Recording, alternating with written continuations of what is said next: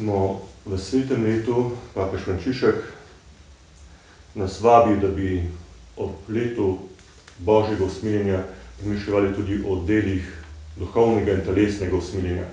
Eno od teh del je jetnike reševati. Ko razmišljamo o jetnikih, seveda najprej pomišljamo na zapore, na ljudi, ki so v zaporih. Imamo lepo duhovno oskrbo tistih ljudi, seveda, ki si tega želijo, ampak seveda, ko razmišljamo o jetništvu, lahko razmišljamo tudi simbolno. Ne samo tiste ljudi, ki so dejansko v celicah, v zaporu, v zaporih, obsojeni, ampak na mnogi ljudi, ki so obsojeni na svoje notranje stiske. Na ljudi, ki so, če gledam zdaj seveda kot terapevt, spremljam ljudi, ki imajo zelo nizko samospoštovanje. Torej, njihovi samogovori so negativni. Ne znam, ne zmorem, nisem vreden, me ne bodo imeli radi, me nimajo radi, jaz sem manj vreden kot drugi. Zato se takšni ljudje ne lotijo dejavnosti novih izzivov, izogibajo se tiste družbe, kjer bi pravzaprav lahko dobili pozitivne odmeve. Takšne zglede najdemo tudi v Svetem pismu pogosto. Jezus recimo v tisti zgodbi, ko sreča Zaheja, pravi: danes moramo stati v tvoji hiši. Zahej je presenečen. Ko Jezusa gosti, v nekem trenutku se obrne in pravi: vrnil bom, ker sem nagoljufal, in premoženje bom razdelil ubogim. In če razmišljamo, kaj ta obrat, notranji, psihološki, gledano z vidika njegovega doživljanja samega sebe, ga pripelje do tega, da drugače začne razmišljati, lahko rečemo, tukaj je srečal človeka, ki ga ne ceni zaradi denarja, ne zaradi statusa, ampak zaradi njega kot človeka.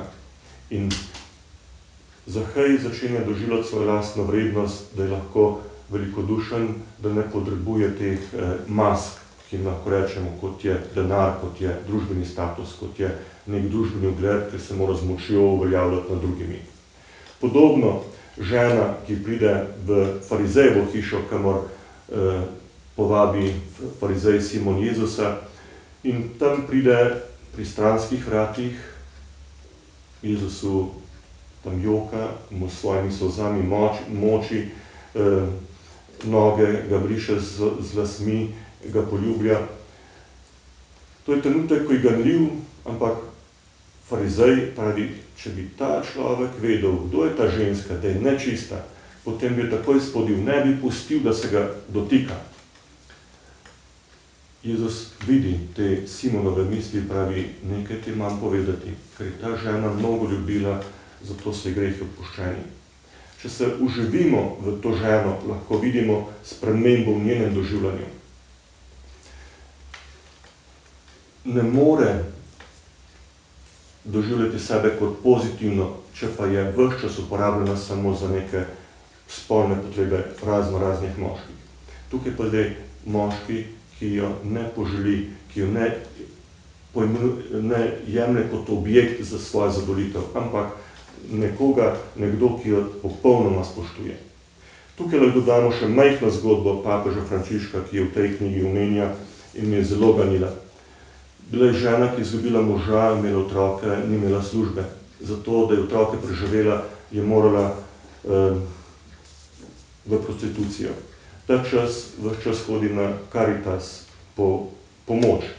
En dan pride in pravi: rada bi se zahvalila temu in temu patru.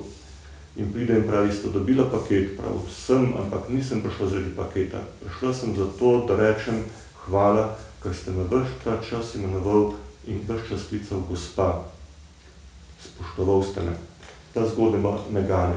In če zaključimo, lahko danes rečemo, v tem svetem letu bomo naredili zelo veliko, če bomo ljudem vračali njihovo dostojanstvo, če bomo zares iz srca vsakega spoštovali. S tem jim bomo pomagali iz njihovih ječ, tistega zelo nizkega samospoštovanja, ker so bili prevečkrat prizadeti.